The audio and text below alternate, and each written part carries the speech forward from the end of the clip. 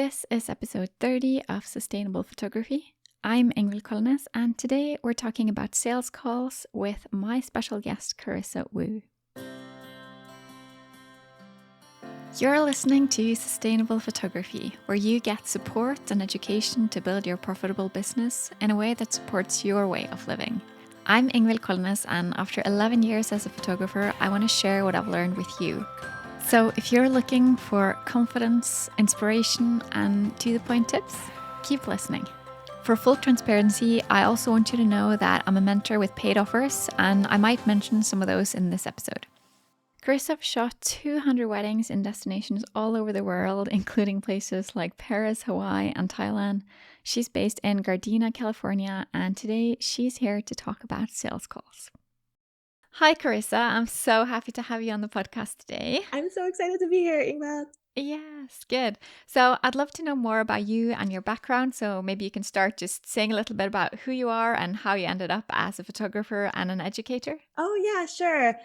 My name is Carissa Woo. My married name is Carissa Sato, and I've been a wedding photographer for about 12 years. So I'm a veteran, and I'm in LA, California. So me and you struggled with time zones today. We did. And yes, we worked it out. My style's very colorful and vibrant, and my clients are always like, laughing out loud and just having the best time of their lives. And I'm a wedding photographer coach. So I have a 3-month program, and I also have a podcast, and you were my guest last week, and I can't wait to share our episode. You gave so many great golden nuggets, and the podcast is called Get a Heck Yes with Carissa Woo, and it's all about how to get that heck yes from your dream clients. And that's a little bit about me.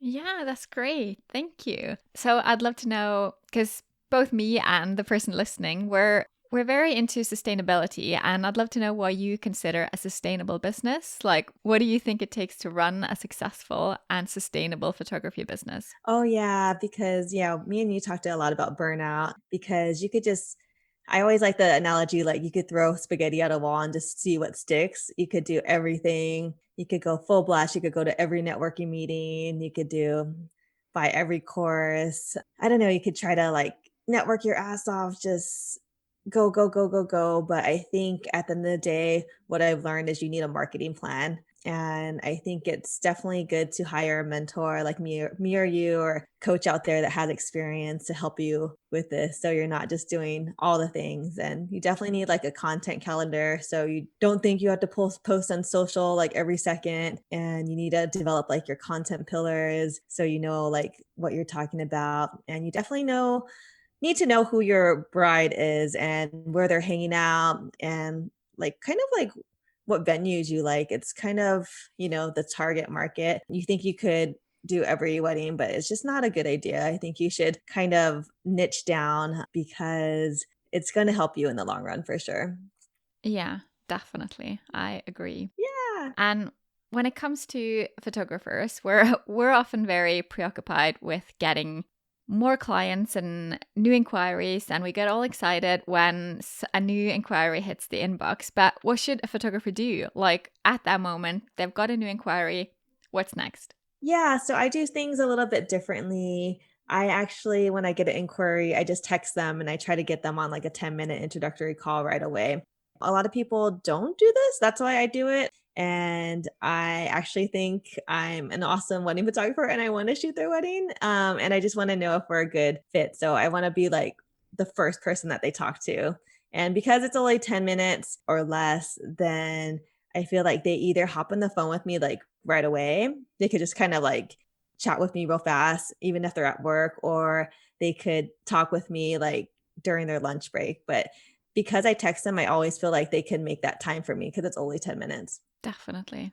That's a really good perspective, because I think a lot of people wait. They want to make it like a really big deal, and it becomes a huge commitment at the end, and then you've kind of wasted that time, and then it's not a right fit. Yeah. And I kind of want to just see like what I'm dealing with and like what their wedding is, like what their budget. And, you know, if I want to make a connection and they want to make a connection with me too. And yeah, I want to just be top of mind when it comes to wedding photography because at that point, they're still in research mode. So they could be like talking to their friends. Maybe their parents have a friend that's a photographer. They're going on Instagram. And then it keeps getting like more and more and more. And then they keep getting like a little bit overwhelmed with like referrals. So if they made that connection with me in the beginning and they know like I'm a leader in the industry and I could hold their hand through the process and I care about them, then when they have a question or they think of photography, then they'll think of me.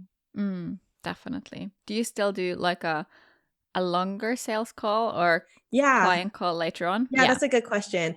And I always say, oh, something about me is I love to get like both parties involved. Like it's not just about the bride, it's about both parties. So I like to connect with both of them. So I like to get them on like a 20 to 30-minute Zoom call and just walk them through like the wedding, through an album and, my package and all my deliverables and, throw in some bonuses or incentives and like truly get to know them and like break walls down. Yeah, that sounds great. What do you think is the big deal about sales calls? Should everyone do them or is it just for wedding photographers or I think for me, I just wanted to do it because I was getting ghosted a lot.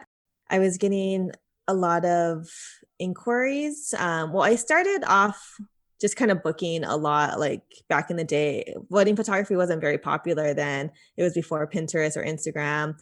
And there wasn't many of us, so I could book. And then I was inquiries kind of slowed down and I kind of want to get inquiries and then I would write them back and then I wouldn't hear anything.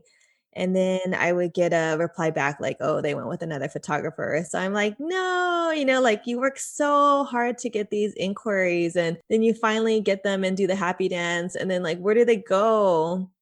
So that's kind of like why I really wanted to just be like, let's chat. yeah, it's great that that's worked so well for you. Yeah, and it has. And I teach my students, and some people like their work just speaks for itself. Like their website is just killer and bomb, and people could book up without a sales call. But some people, like some of my students, just starting out, like maybe they don't have that much experience. They don't have like 100 weddings under their belt, so they kind of need to sell themselves with their personality. Oh, yeah, definitely. I think personality is huge when it comes to photography. Underrated, actually. I think so many photographers are hoping that their images are going to kind of like speak for them and that's all they need. But lots of photographers have great images. So you need something more. And that's usually your personality. Yeah, and I would hire you as my wedding photographer because we talked last week, and even though you're introvert, I'm extrovert, you definitely ask the questions to try to get to know me and what I want, and you try to create this really amazing experience through your, full day elopements. And that's what I would want. I don't want someone like overbearing or like super loud or obnoxious and trying to run the show. Like I want someone that really truly gets me. Yeah. And I think most couples don't actually, I don't think they know that they kind of have the option or that they should think about that aspect of it. So if you start to introduce like, oh, let's have a conversation to actually see if we get on, I think you'll have the upper edge because then people will start to realize like, oh, I actually have to think about what makes sense in terms of how we are as a couple. And then price doesn't become like the most important factor anymore. Exactly. And I tell them like I like to get on this phone call like for me because I want to create a connection. Like I want to feel part of their big day. So from the beginning, from the initial call to the 30-minute Zoom call to the engagement session, we go through this wedding photography journey. And then by the time that it's their wedding, I feel like a friend and I'm directing them, but it's so much different. And then I'm just like, I always emphasize we're a team. Like we have to make the best wedding photos, but that takes, their effort and my effort. I can't just be directing the whole time and then they don't want to follow. Like we have to be communicating, hey, do you need a break? Do you want to go 10 minutes longer? Like what are you feeling? So it's definitely a team effort. Yeah, definitely. I agree. Carissa will be right back, but I wanted to invite you to the Facebook group Sustainable Photography. You'll find some video lessons on a bunch of useful topics and, of course, all the latest updates on the podcast. You're also free to ask your questions and, yeah, just hang out and get to know the rest of the people in there. Back to sales calls. Like, in terms of you being a coach and everything, what do you see many photographers doing wrong in their sales calls? That's a really good question, and I really love this question because I've coached a lot of students this past year, and what I've learned is it gets boring.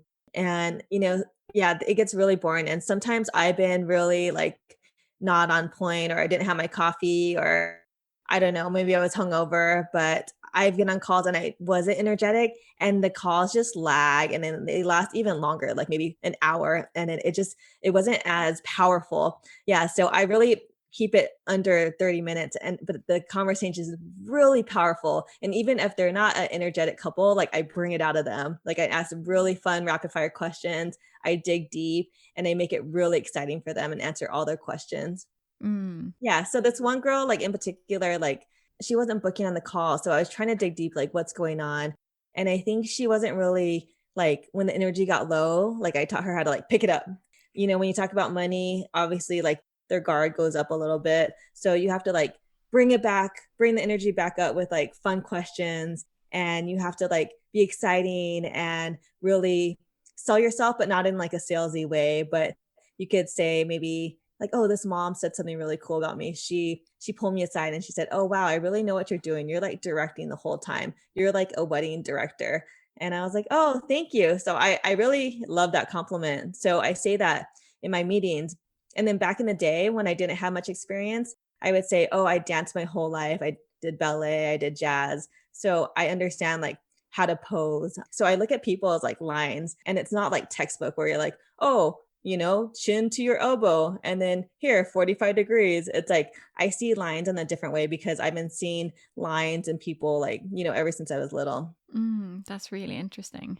But what you're saying in a way is that you're using your personality to kind of drive the sales call. Yes, and I'm using my stories, my personal stories, and stories that could connect their wedding or their personalities with my work, and just making any connections. Like, if they love scrapbooking, maybe I could like really hype up my albums and say how beautiful and one of a kind they are, and how like the time I put into these albums, and really get in their heads, asking them powerful questions like, what are you looking for in a wedding photographer?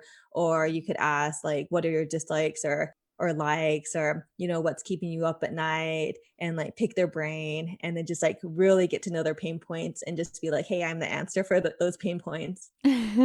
Perfect. Oh, that sounds really good. Do you have any other ideas or tips or things that the listener can take away when it comes to client communication? Like anything at all that you can think of? Yeah, I just made a TikTok, which I just got on TikTok. It was, please, guys, like, don't try to keep discounting yourself and adding more things when you're talking to customers, because it's a big, like, downward spiral. If you keep adding things like, "Oh, yeah, I'll add, like, a parent album. Oh, sure, like, I'll go to the venue walkthrough, that's, like, 2 hours away. Oh, yeah, sure, I'll add that extra drive to Joshua Tree for your engagement session with no travel fee." Like, oh, yeah, no, well, no worries. You don't have to give me a hotel. Like, when you keep doing this, you're actually devaluing yourself, and people are going to take advantage, and they're going to keep wanting more and more and more, and be like, "Oh, well, she keeps giving us, so let's ask for more." And then at the end of the day, when you give your contracts, there's going to be like, "Oh, maybe we could get more out of her after the contract." So I always say, like, try to add value to yourself with like different things, like why you stand out. Maybe you help style with the engagement session. Maybe you specialize in boho weddings. Maybe you are the South Bay photographer that has shot at these venues and know all the beaches around the whole PCH coastline. So just really think about like what makes you stand out and why you are different. Perfect. Yeah, that sounds really good. Where do you think your passion from helping others come from? I think it was funny, but yesterday I was listening to, or I was on Instagram, and this guy had said that he actually has a podcast, and he's in flow state when he's helping serving others. And it just really resonated. I feel like, when I'm talking to you, me and you are super like-minded. And, after our conversation last week, we were just like buzzing with energy, and we just felt connected because we're on the same like wavelength, and me and you like love helping others because we've been doing this for so long, and we don't want people to make the same mistakes that we did. And me and you have talked about, we've seen so many photographers burn out, and quit or just be like resentful to their business.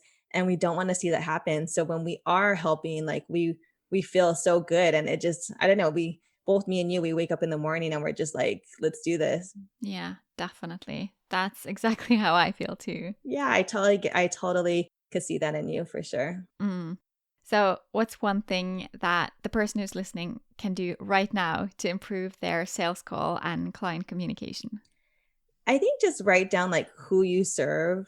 Like you were talking to me last week about like you like to serve like very affectionate couples. Like they're very like handsy and like they're like so in love and not like the couple that doesn't like to touch. So you write that on your website and really speak to them through your copy and through your photos. And that's really important. And then to kind of understand like who you don't serve. Like I actually don't really serve like the big ballroom weddings.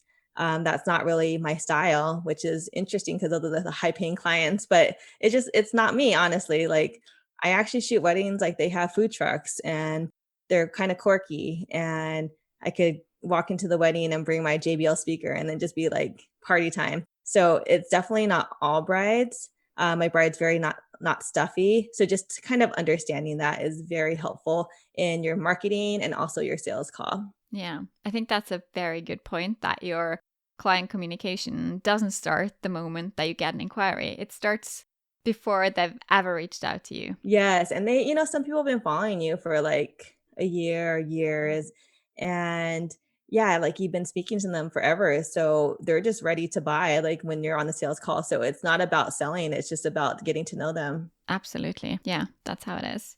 What would you do to recommend whoever is listening if they want to build a sustainable business? Yeah, let's see. I mean, the marketing plan for sure, the content pillars, like the four things you always talk about, hiring a coach and a mentor like me and you. But I think just not taking every client. I think that you have to strive to get the wedding that you want. So if it's like these couple 5 venues that you love to work with, just maybe like make a vision map and put it on a board in your room and just say like have it like visually there so you can see like this is the type of bride you want to work with. And when you get like this different wedding or like someone that's trying to nickel and dime you, I think it will be easier to say like, no, that's absolutely like a heck no for me. And then you could bring in like the better clients that you want. That's how you don't burn out and that's how you keep your passion. And I have boundaries in my business where I don't shoot back-to-back weddings. So that's helped me, have this long career of 12 years. Just a full-time coach now, but I just retired. But I think that helped me with not burning out because you could still be excited about their love and not think, oh, I have this wedding. I'm so excited. Oh, but I have one the next day. So I'm less excited. So that's one boundary I have. And then another really amazing boundary that I have is I don't shoot over 8 hours. And I wanted to get it down to like 6 hours, but you could actually shoot a lot in 6 hours and 8 hours. Some people will want 9 hours, 10 hours, but I say, oh, my team will just cover the rest. But, I work my butt off those 8 hours. So after 8 hours, like I want to go home. And, that last hour, I know you do elopements, but, during weddings, like that last hour of dancing is just kind of repetitive. Everything starts to hurt. Yeah, and then you're just looking at your watch or trying to go get tea or whatever and just like, okay, you don't need like 5,000 dancing photos. And if they do want 5,000 dancing photos, then your team could handle it. But yeah, that's a really big boundary for me. And I think another boundary that I put up is I really emphasize like my time, like not to be late for the engagement session. And I really emphasize it even through talking with them, like, do not be late. Like that means be early. And so I should never be waiting for them. I'm always early, just going on Instagram, but I just say like, okay, get your makeup done early. You could have lunch. People do all these random things during the day that they don't think it's going to take time, like get balloons or, change their outfit, like steam their dress. Like I really tell them, hey, like you're going to want to, do everything beforehand so you're not late. And so they respect my time. And even the day of, I always say, okay, the worst thing that could happen at a wedding, which is not horrible, but the makeup and the hair runs too long. And then the whole wedding day, the timeline, it gets pushed down. And so I say, you have to tell your makeup artist like a hard stop at this time. And that means starting early. Like people don't think you have to tip the vendors, like you have to fix your makeup if you don't like it. You have to put your Spanx on, you have to go to the bathroom, like you have to do all these things. And, makeup artists, I love them, but they're very chatty and personable. So sometimes it just runs too long and you just need to get those robe shots and you're trying to get the shots of the bridesmaids getting ready, but some people are still in hair and makeup. So I really try to tell them these things so it just less likely to happen. Yeah. Yeah. So setting clear boundaries and giving tons of information beforehand so they know how to prepare. That's really good advice. It is like, I think just, doing it for a long time, you just don't want to see these things happen. Like, just, yeah, I mean, like, don't wear stilettos to your ceremony. It's not a good idea. Like, wear wedges. Like, your feet are going to be hurting like crazy. And that's all you're going to think about. And you can't even enjoy your ceremony. And like, don't forget to eat because if you don't eat, you're going to feel like you're going to faint during your ceremony. So just interesting things like that, and then go to the bathroom before the ceremony so you're not, like, doing the pee-pee dance.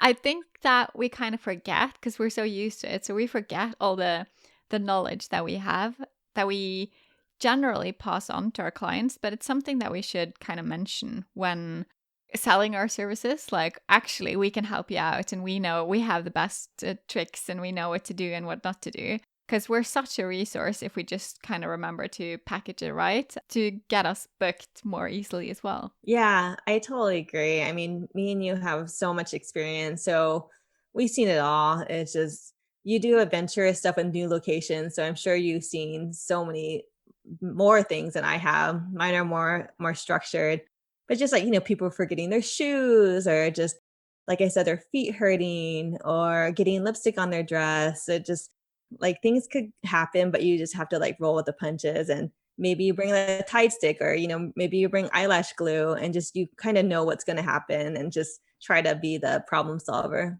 Absolutely. That's of huge value to our couples, so we should remember to use that. This is just a quick interruption to say if you want to continue the conversation, ask questions, and hang out with like minded photographers, come on over to the Facebook group Sustainable Photography. I'll see you there.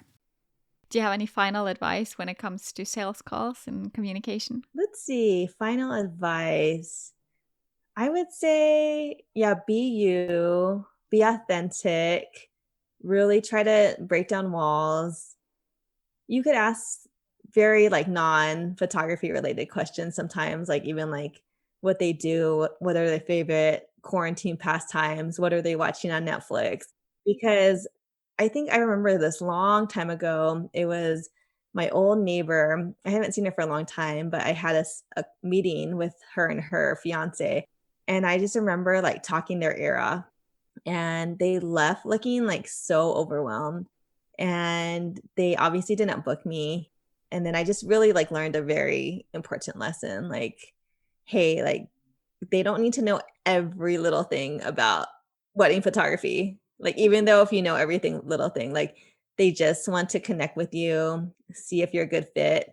Obviously, you have to explain your packages and, kind of sell yourself a little bit. But at the end of the day, like it's just very basic and you can save the nitty-gritty details for like the week before the wedding, like the shot list, the family dynamic, everything that they want, the timeline. So just kind of slow it down and just try to make that good connection with them. Yeah, I agree with that. I try to make my sales call mainly about the client. Like, I don't really have to talk so much because it's about getting to know them and to see if I even want to shoot their wedding or their elopement. So yeah, trying to get them to talk as much as possible is good. Yeah, you're interviewing them just as much as they're interviewing you. That's a good mindset for sure. Yeah. I just thought of another question though. Like, what if you're having a hard time actually getting your couple to get on the phone with you? Do you have any solutions to that? Yeah. So, some people are busy and they rather you email them, and they could just tell you, and you could email them your packages, or just say like they start at this price, and let me know if you want to hop on a call. But you could be strict, and you can say, this is the first step of working with me. And I have a great connection with my couples, and it shows in my photographs. And this is the reason why. Perfect. Yeah, that's really good. Where can the listener go to keep learning from you, Carissa?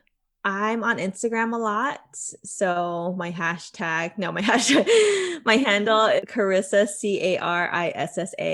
CarissawOO. And you can watch my free 20-minute lead generation masterclass for wedding photographers, and set up a free call with me to see if we're a good fit of working together. But I did a Zoom call with a past student, and she got 18 inquiries this week with my methods. I've never gotten 18 inquiries in a week, and I was mind blown. So, That's really amazing. Can you say just quickly what lead generation is for those who don't know? yeah, good question. Lead generation is just, this whole 30 minutes we talked about how to master the sales call when you get that lead.